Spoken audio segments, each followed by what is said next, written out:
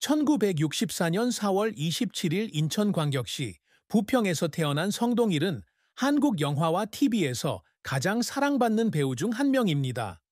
30년이 넘는 배우 생활 동안 그는 드라마 응답하라, 1988의 유쾌한 아버지부터 드라마 K2, 방법의 복잡한 캐릭터까지 다양한 배역을 통해 자신만의 색깔을 쌓아왔습니다.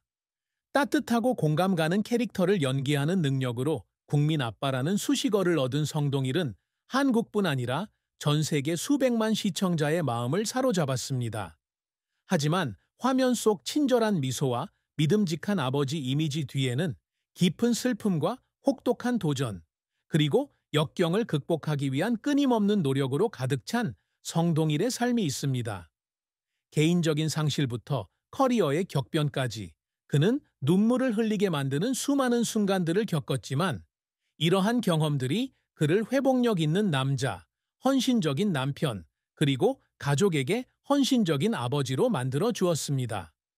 성동일의 인생에서 가장 큰 슬픔은 2018년 한국일보와의 희귀한 인터뷰에서 공유했듯이 그의 경력에서 큰 성공을 거두기 직전인 2001년에 그의 어머니가 돌아가신 것이었습니다.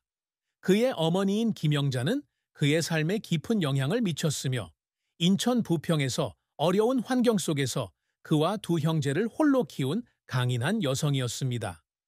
가족 중 막내였던 성동일은 사랑스럽지만 엄격한 어머니와 함께 자랐습니다. 김영자는 어렸을 때 아버지가 돌아가신 후 가족을 부양하기 위해 섬유 공장에서 일했습니다. 성동일은 어머니가 연예계에 대해 많이 알지 못했지만 항상 연기의 꿈을 좇도록 격려해 주신 분이라고 말했습니다.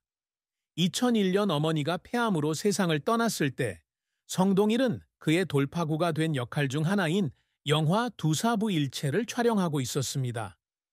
바쁜 촬영 일정으로 인해 어머니의 마지막 날을 함께 할 수 없었던 것은 그를 깊은 후회에 빠뜨렸습니다. 그는 어머니의 제단 앞에 서서 어머니의 영정을 바라보며 효도를 다하지 못한 것에 대한 죄책감으로 울었던 밤들이 있었다고 털어놓았습니다. 어머니는 응답하라 1988부터 백상예술대상까지 자신의 가장 큰 성공을 한 번도 보지 못했다는 사실을 깨달았을 때 그의 고통은 더욱 깊어졌습니다. 성동일의 삶에서 또 다른 슬픔은 2010년 겨우 4살이었던 장남 성준이 류마티스 관절염 진단을 받으면서 그의 건강 문제를 해결해야 했던 때였습니다. 이 병으로 성준은 특히 추운 날씨에 끊임없이 고통을 겪었고 장기 치료를 받아야 했습니다. 아버지로서 성동일은 아들이 고통받는 모습을 볼 때마다 무력감을 느꼈고 가족을 부양할 만큼 강하지 않다고 느꼈던 날들도 있었다고 고백했습니다. 그와 그의 아내 박경혜 씨는 아들의 병세를 다스릴 방법을 찾기 위해 수년간 성준을 세브란스 병원부터 서울 아산병원까지 서울 최고의 병원들을 전전하며 돌보았습니다. 아들의 병상 곁에 앉아 고통스럽게 울부짖는 아들의 모습을 지켜보던 밤들은 성동일을 아내와 딸 성빈에게 들키고 싶지 않아 소리 없이 눈물을 흘리게 하는 순간들이었습니다. 성준은 이제 병을 잘 다스리고 안정된 삶을 살고 있지만 그 시절의 기억은 성동일의 가슴에 상처로 남아 가족의 행복이 얼마나 연약한지를 일깨워줍니다.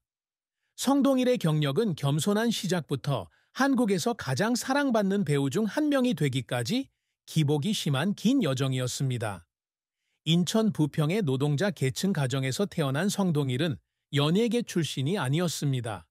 고등학교 졸업 후 예원대학교에서 연극을 공부했지만 학비를 벌기 위해 웨이터부터 건설 노동자까지 많은 아르바이트를 해야 했습니다. 그의 경력은 1991년 국립극장에서 열린 연극 베니스의 상인에서 조연을 맡으면서 시작되었습니다. 그러나 2000년 영화 두사부일체에서 역할을 맡으면서야 대중의 주목을 받게 되었습니다. 유머러스하지만 엄격한 고등학교 선생님 역을 통해 처음으로 인정을 받았고 TV 역할의 문을 열었습니다. 성동일의 가장 큰 성공은 가장 인기 있는 한국 드라마 중 하나인 응답하라 1988에서 조동일 역을 맡은 2015년에 이루어졌습니다. 단순하고 사랑스러우면서도 때로는 서툴러 보이는 아버지로서의 그의 역할은 시청자들의 눈에 그를 국민 아빠로 만들었습니다.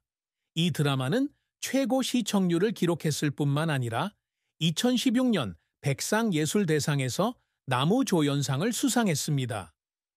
괜찮아, 사랑이야 2014, The K2 2006, 구름이 그린 달빛 2006, 슬기로운 의사생활 2020년, 2021년과 같은 다른 역할들은 연예계에서 그의 입지를 더욱 공고히 했습니다.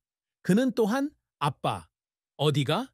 2013에서 2014와 같은 리얼리티 프로그램에 참여하여 공감할 수 있고 유머러스한 아버지상을 연기하여 시청자들의 사랑을 더욱 높였습니다. 영화계에서도 성동일은 해적 2014, 탐정 2015, 방법 2020과 같은 영화로 주목을 받았습니다. 영화 저주받은 자에서의 연기로 56세의 나이에 2020 청룡영화상에서 나무조연상을 수상하며 큰 성과를 거두었습니다. 그는 이 역할이 큰 도전이었다고 털어놓기도 했습니다.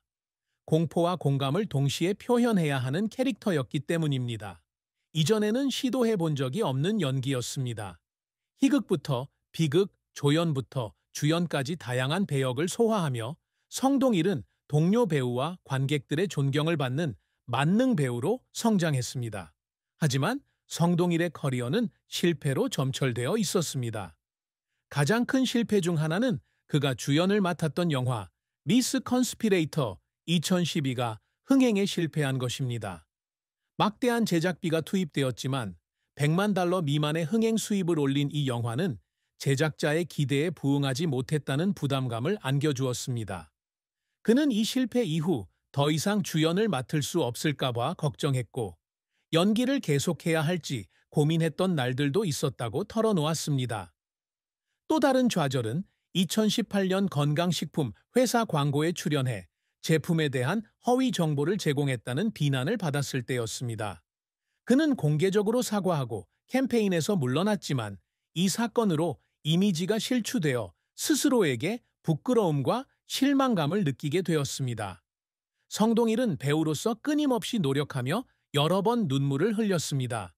데뷔 초에는 연예계에서 치열한 경쟁에 직면했고 외모가 출중하지 않은 배우들은 종종 간과되었습니다. 서울 소극장에서 밤늦게까지 연습하며 대사와 몸짓 하나하나를 완벽하게 소화하고 지쳐 울면서도 포기하지 않았습니다.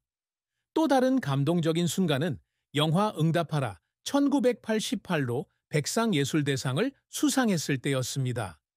무대에 선 그는 자신이 큰 성공을 거두는 모습을 본 적이 없는 어머니에 대해 이야기하며 눈물을 흘렸습니다. 그는 어머니께서 이 순간을 지켜봐 주셨으면 좋겠어요. 라고 말했습니다. 또 한 번은 드라마 슬기로운 의사생활의 마지막 장면을 촬영할 때 성준이 환자에게 작별 인사를 하는 장면에서 실제로 울었는데 역할 때문만이 아니라 성준이 아플 때 가족들이 겪었던 어려움을 떠올리면서 현장에서 울었다고 합니다.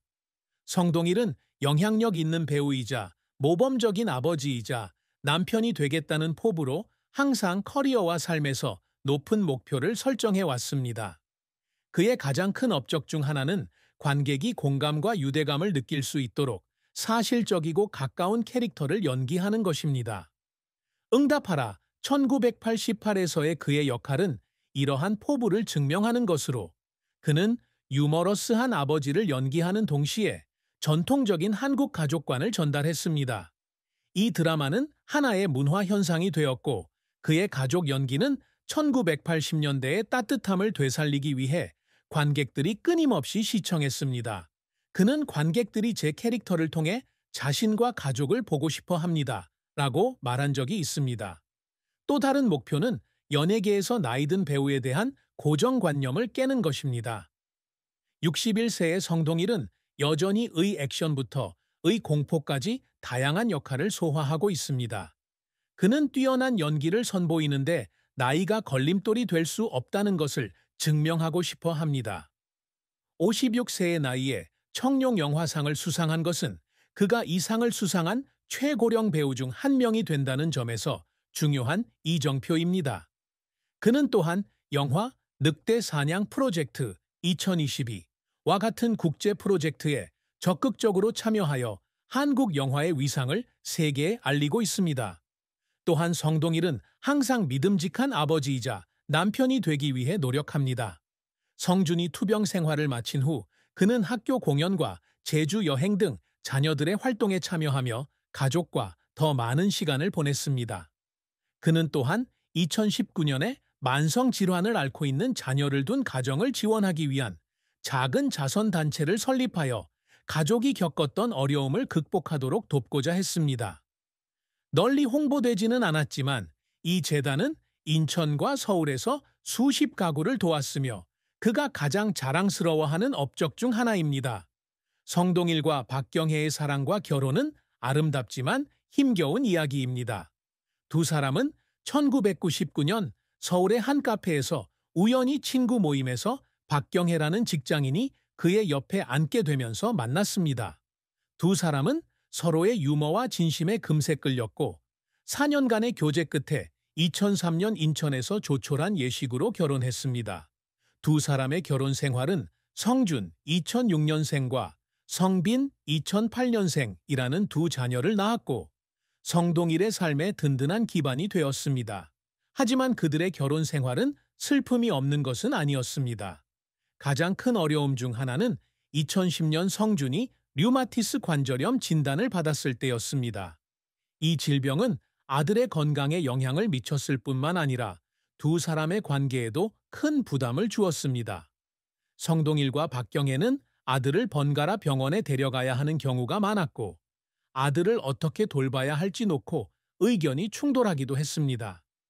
성동일은 스트레스 때문에 밤마다 다툰 적도 있지만 아이들을 향한 사랑이 그 아픔을 극복하는 데 도움이 되었다고 털어놓았습니다. 또 다른 슬픔은 성동일이 바쁜 촬영 일정, 특히 2014년부터 2016년까지 응답하라 1988과 더 K2 촬영으로 집을 비워야 했던 시간이었습니다. 긴 여행은 아내와 아이들과 함께할 수 없다는 죄책감을 안겨주었고 특히 박경혜는 성준이가 가장 힘든 시기에 혼자 아이를 돌봐야 했기,